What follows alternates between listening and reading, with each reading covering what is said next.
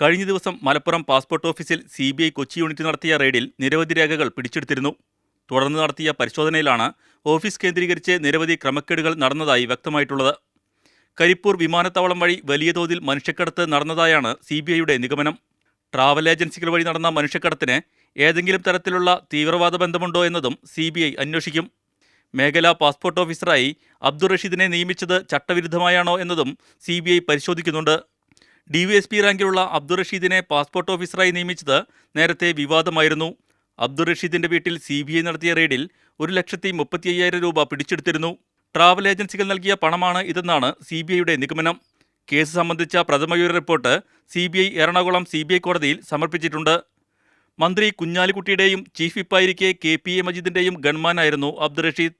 അബ്ദുൾ റഷീദിനെ പാസ്പോർട്ട് ഓഫീസറായി നിയമിച്ചതിന് എതിരെ പ്രതിപക്ഷ നേതാവ് VS അച്യുതാനന്ദനും രംഗത്തെത്തിയിരുന്നു.